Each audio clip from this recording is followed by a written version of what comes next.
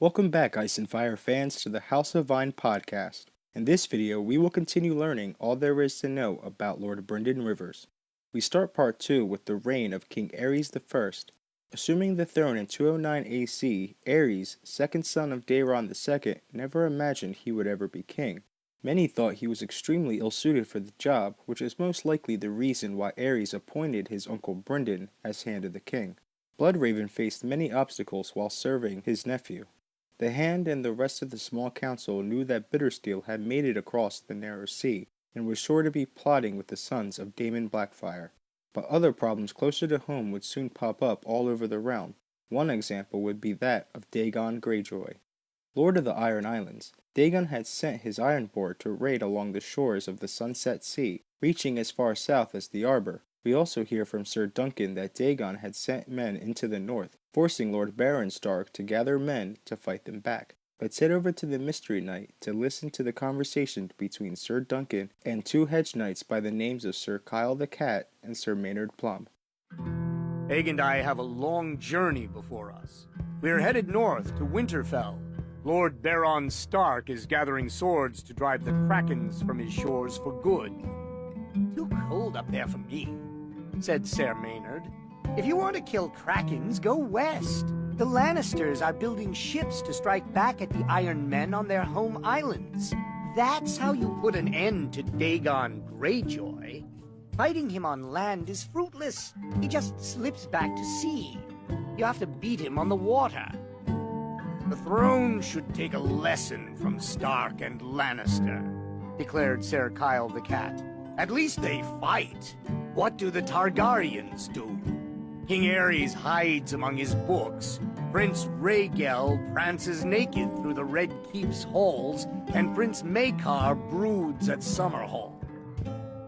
So in this little convo, we hear Kyle the Cat speak ill of the Targaryens. This will connect to the claim that Sir Eustace made about Bloodraven being a sorcerer. We will get to that part in due time, but first we need to talk about the epidemic that would become the newly appointed Hand's first real trial. Starting in 209 AC and lasting until the end of 210 AC, the event known as the Great Spring Sickness hit the Seven Kingdoms. The plague killed tens of thousands throughout most of the realm save for Dorne and the Vale. Major cities such as Lannisport and Oldtown were some of the most affected areas, but the worst took place in King's Landing. It is said that 4 out of 10 succumbed to this deadly sickness. It killed indiscriminately, regardless of status. Lowborn as well as highborn lives were taken by this plague. Not even the lives of Aerys' father nor the princes were spared, and the same could be said for that of the High Septon, a third of the most devout, and the Silent Sisters. The dead bodies of King's Landing grew too high, which left Lord Brynden only one option. He commanded that all the dead bodies should be dragged into the dragon pit, and then ordered the pyromancers to set the bodies ablaze using wildfire. Just as the spring sickness ended, another tragedy hit the kingdom, that tragedy being a drought. Lasting little more than a year, it caused the small folk to depart from their homes in search of a place where rain still fell. Lord Brynden ordered them to move back to their own lands, but few listened. Many of them blamed the Hand for the drought, cursing Bloodraven as a kinslayer. Once again, let's head back to the Sworn Sword. This time, a Septon in service at Coldmoat, can give us a little insight of the Great Spring Sickness and the drought. "Were you there during the Great Spring Sickness?" "Oh, indeed. A dreadful time, sir, dreadful. Strong men would wake healthy at the break of day and be dead by evenfall. So many died so quickly there was no time to bury them. They piled them in the dragon pit instead, and when the corpses were 10 feet deep, Lord Rivers commanded the pyromancers to burn them. The light of the fires shone through the windows, as it did of yore when living dragons still nested beneath the dome. By night you could see the glow all through the city, the dark, green glow of wildfire. The color green still haunts me to this day. They say the spring was bad in Lannisport and worse in Oldtown, but in King's Landing it cut down 4 of 10. Neither young nor old was spared, nor rich nor poor, nor great nor humble. Our good High Septon was taken, the god's own voice on earth, with a third of the most devout and nearly all our Silent Sisters. His Grace King Daeron, Sweet Mataris and bold Velar the Hand. Oh, it was a dreadful time. By the end, half the city was praying to the stranger. He had another drink. And where were you, sir? In Dorne, said Duncan. Thank the mother for her mercy, then. The great spring sickness had never come to Dorne, perhaps because the Dornish had closed their borders and their ports, as had the Aryans of the Vale, who had also been spared. All this talk of death is enough to put a man off wine, but cheer is hard to come by in such times as we are living. The drought endures for all our prayers. The King's Wood is one great tinderbox, and fires rage there night and day. Another problem came along, this time involving Bloodraven's own kin. In the year 211 AC, Ser Otho Bracken, aka the Brute of Bracken, was expected to become the next Lord of Stonehenge. Being the rival house, the Blackwoods were expected to go to war in order to root him out. Many suggest that Lord Brynden was inclined to refuse seeing any member of House Bracken as a way to indirectly help his Blackwood cousins. Septon Sefton can tell us a little bit more on this as well.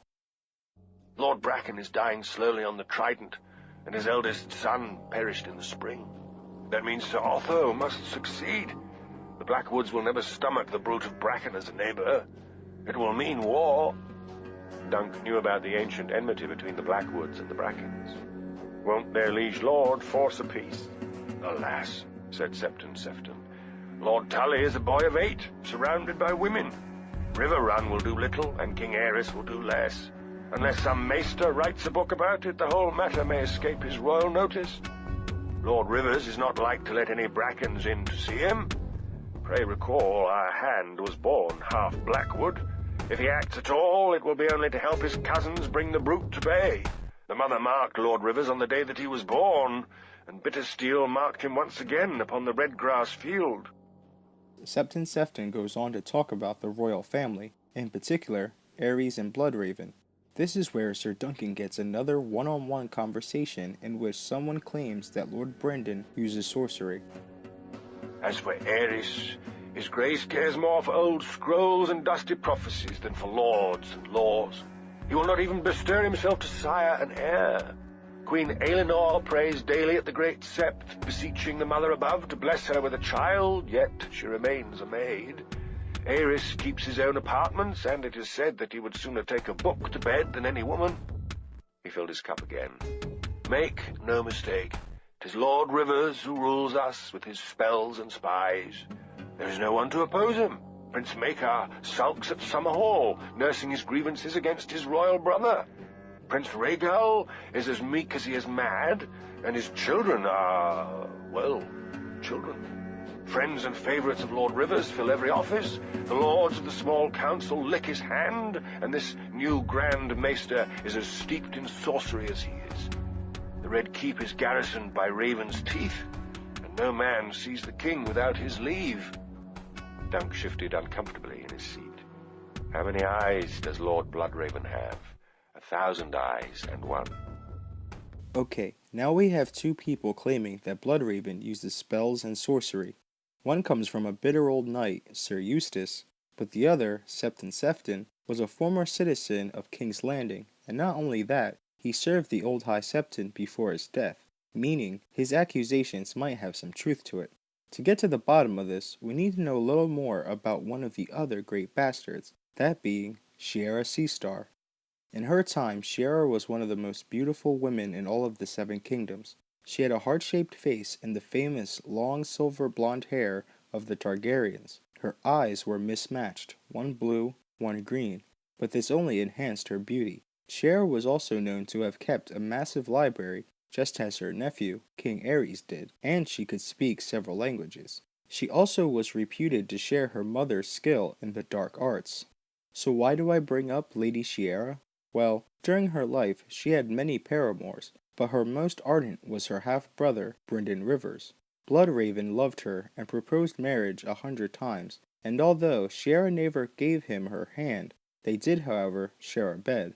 Now, I don't want to get into speculation, considering this is only a biography video, but I personally think that a man like Bloodraven, being in love, would want to impress Shiera as much as possible, going as far as learning the dark arts. But like I said, I don't want to speculate on this particular subject because I don't need to. There is plenty of evidence to come, but that won't be until the later years of Lord Brynden, so for now, let's hold off again on the whole sorcery issue and move on to the next big challenge facing the Hand of the King, the Second Blackfyre Rebellion. In 211 AC, the Second Blackfyre Rebellion took place during the tourney at White Walls, the seat of Lord Ambrose Butterwell. This was the same Lord Butterwell who had once served as Hand of the King, but was later dismissed because of his failure to act successfully against Daemon I in the early years of the First Rebellion. Under the pretense of a marriage, the tournament was used to rally lords and knights to fight on behalf of Daemon's son, Daemon II. The rebellion was squashed because of the heroic acts of Sir Duncan the Tall and Aegon IV, aka Egg. History says that Duncan and Egg were Lord Brynden's informants, hidden amongst the conspirators, but in actuality they stumbled upon the treachery, but saving the day nonetheless. Before an actual war could be launched, Bloodraven and a host of his own showed up just outside White Walls to crush any thought of rebellion. Let's head to the end of the Mystery Night to see exactly how the Hand of the King dealt with traitors such as Butterwell and Daemon the Pretender. The Hand awaits, commanded Roland Craycall. Dunk stepped past him into the presence of Lord Brynden Rivers, bastard, sorcerer, and Hand of the King. Nearby, Lord Frey was seated in a camp chair with a cup of wine to hand and his hideous little heir squirming in his lap. Lord Butterwell was there as well, on his knees, pale-faced and shaking. Treason is no less vile because the traitor proves a craven, Lord Rivers was saying. I have heard your bleatings, Lord Ambrose, and I believe one word in 10. On that account, I will allow you to retain a 10th part of your fortune. You may keep your wife as well. I wish you joy of her. And White Walls? Asked Butterwell with quavering voice. Forfeit to the Iron Throne. I mean to pull it down stone by stone, and sow the ground that it stands upon with salt. In 20 years, no one will remember it existed. Old fools and young malcontents still make pilgrimages to the red grass field to plant flowers on the spot where Daemon Blackfyre fell. I will not suffer White Walls to become another monument to the Black Dragon. He waved a pale hand. Now, scurry away, roach. The Hand is kind. Butterwell stumbled off, so blind with grief that he did not even seem to recognize Dunk as he passed. No doubt Prince Maekar had some good reason for allowing his son to squire for a hedge knight, he said, though I cannot imagine it included delivering him to a castle full of traitors plotting rebellion. How is it that I come to find my cousin in this nest of adders, sir? Lord Butterbutt would have me believe that Prince Maekar sent you here to sniff out this rebellion in the guise of a mystery knight. Is that the truth of it? Dunk went to one knee. No, my lord. I mean, yes, my lord. That's what Egg told him. Prince Aegon. So that part's true. It isn't what you'd call the true truth, though. I see. So the two of you learned of this conspiracy against the crown and decided you would thwart it by yourselves. Is that the way of it? That's not it either. We just sort of blundered into it, I suppose you'd say. Lord Rivers flicked them away with his fingers, unrolled a parchment, and began to tick off names with a quill. He is marking down the men to die, Dunk realized. My lord, he said, we saw the heads outside. Is that... Will the fiddler, Daemon, will you have his head as well? Lord Bloodraven looked up from his parchment. That is for King Aerys to decide. But Daemon has 4 younger brothers and sisters as well. Should I be so foolish as to remove his pretty head, his mother will mourn, his friends will curse me for a kinslayer, and Bittersteel will crown his brother Haegon. Dead, young Daemon is a hero. Alive, he is an obstacle in my half-brother's path. He can hardly make a 3rd Blackfyre king, whilst the 2nd remains so inconveniently alive. Besides, such a noble captive will be an ornament to our court, and a living testament to the mercy and benevolence of His Grace, King Aerys. With the conclusion of the Second Blackfyre Rebellion, I'm going to end this video here. In part 3, we will talk about the Third Blackfyre Rebellion, the capture of Bittersteel, and the Great Council of 233. Thanks for watching. Like and subscribe to stay updated and be the first to watch newly uploaded videos.